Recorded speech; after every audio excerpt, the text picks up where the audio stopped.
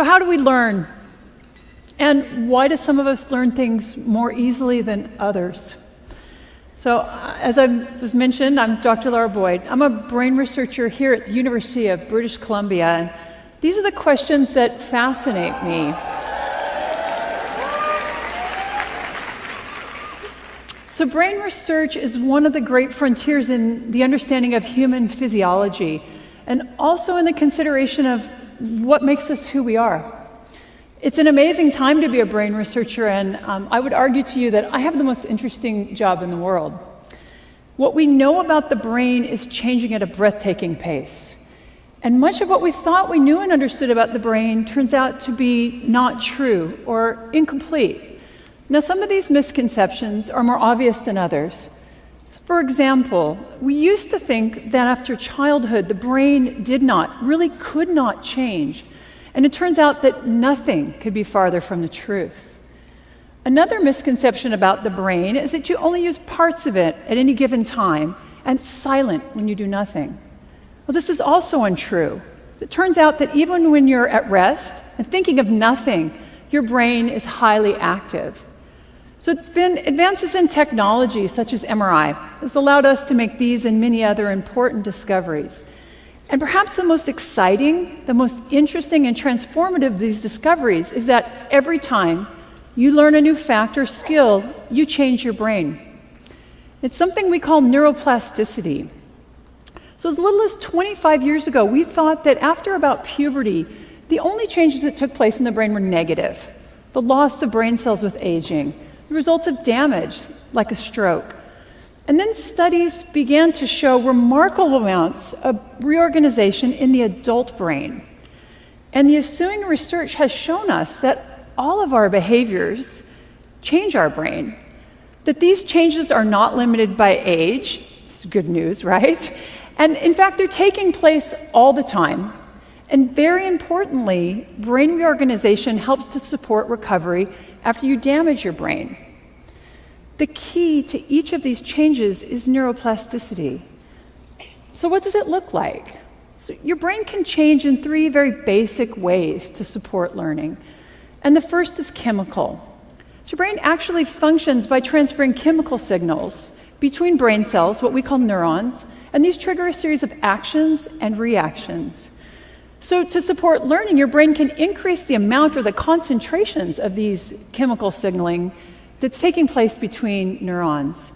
Now, because this kind of change can happen very rapidly, this supports short-term memory, or the short-term improvement in the performance of a motor skill. The second way that the brain can change to support learning is by altering its structure. So during learning, the brain can change the connections between neurons.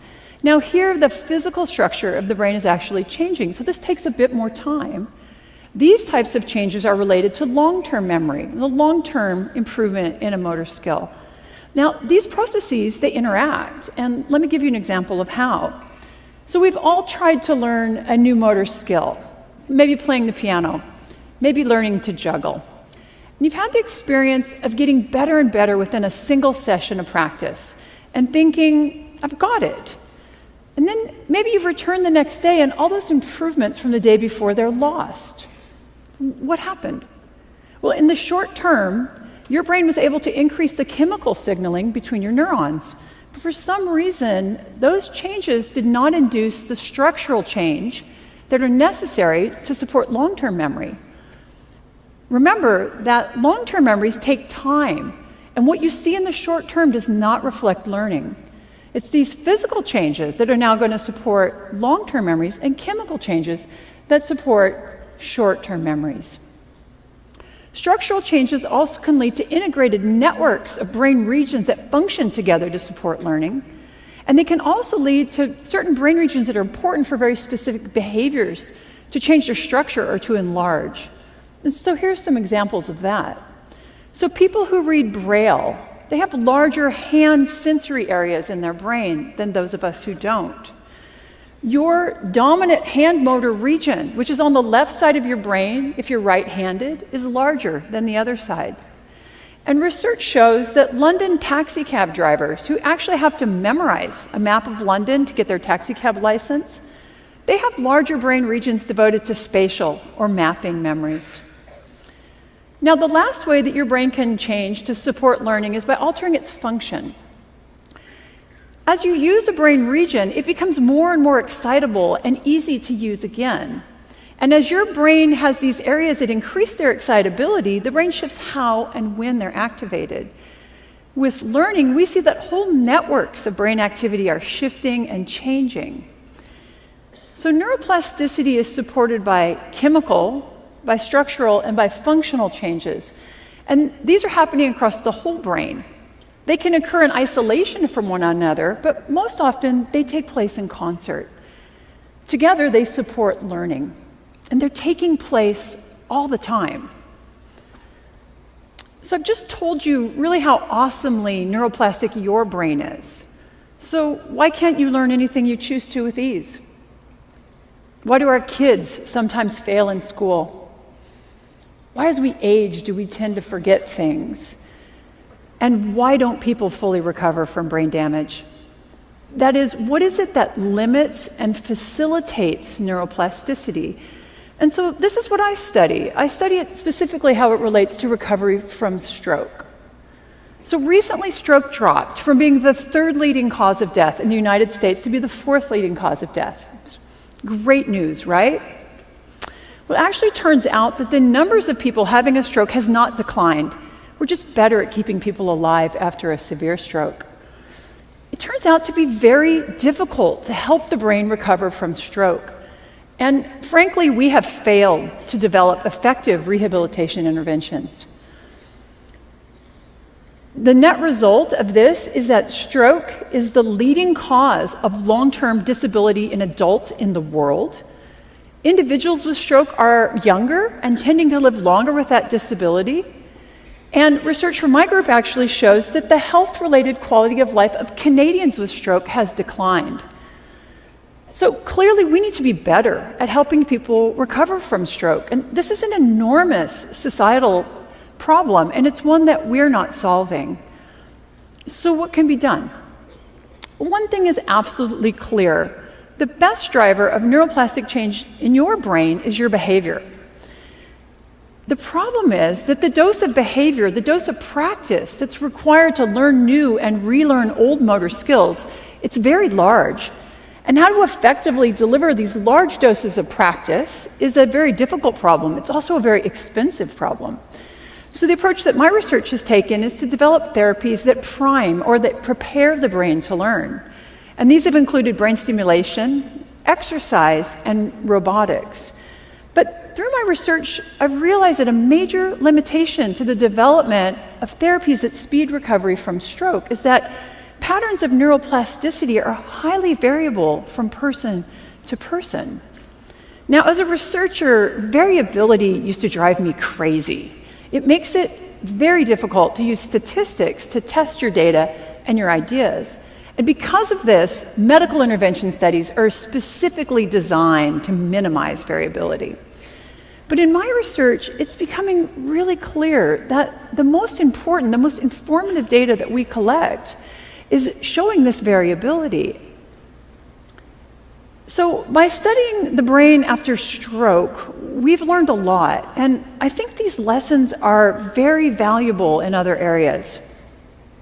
So the first lesson is that the primary driver of change in your brain is your behavior. So there's no neuroplasticity drug you can take. Nothing is more effective than practice at helping you learn, and the bottom line is you have to do the work. And in fact, my research has shown that increased difficulty, increased struggle, if you will, during practice actually leads to both more learning and greater structural change in the brain. The problem here is that neuroplasticity can work both ways. It can be positive. You learn something new and you refined a motor skill. It also can be negative, though. You forgot something you once knew. You become addicted to drugs. Maybe you have chronic pain. So your brain is tremendously plastic, and it's being shaped both structurally and functionally by everything you do, but also by everything that you don't do. The second lesson we've learned about the brain is that there is no one-size-fits-all approach to learning. So there's no recipe for learning. Consider the popular belief that it takes 10,000 hours of practice to learn and to master a new motor skill. Now, I can assure you it is not quite that simple. For some of us, it's going to take a lot more practice, and for others, it may take far less. So the shaping of our plastic brains it's far too unique for there to be any single intervention that's going to work for all of us. And now this realization have forced us to consider something called personalized medicine. So this is the idea that to optimize outcomes, each individual requires their own intervention. And the idea actually comes from cancer treatments. And here it turns out that genetics are very important in matching certain types of chemotherapy with specific forms of cancer. My research is showing that this also applies to recovery from stroke. So there are certain characteristics of brain structure and function that we call biomarkers. And these biomarkers are proving to be very helpful in helping us to match specific therapies with individual patients. And the data from my lab suggests it's a combination of biomarkers that best predicts neuroplastic change and patterns of recovery after stroke. And that's not surprising given how complicated the human brain is. But I also think we can consider this concept much more broadly. Given the unique structure and function of each of our brains, what we've learned about neuroplasticity after stroke applies to everyone. Behaviors that you employ in your everyday life are important. Each of them is changing your brain.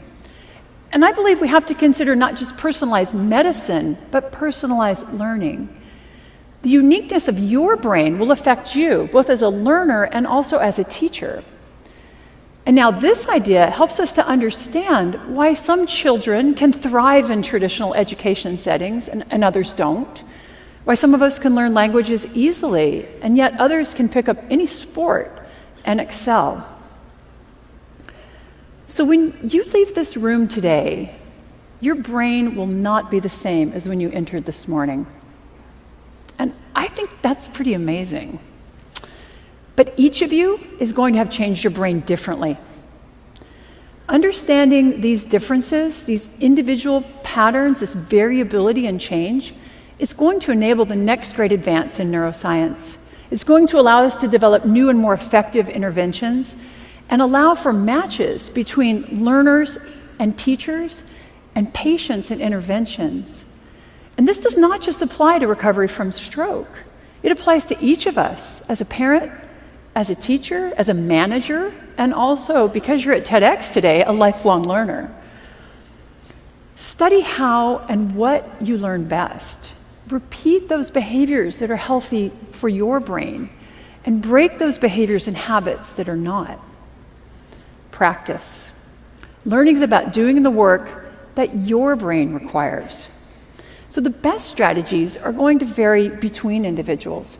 You know what? They're even going to vary within individuals. So for you, learning music may come very easily, but learning to snowboard, much harder. I hope that you leave today with a new appreciation of how magnificent your brain is. You and your plastic brain are constantly being shaped by the world around you. Understand that everything you do, everything you encounter, and everything you experience is changing your brain. And that can be for better, but it can also be for worse. So when you leave today, go out and build the brain you want. Thank you very much.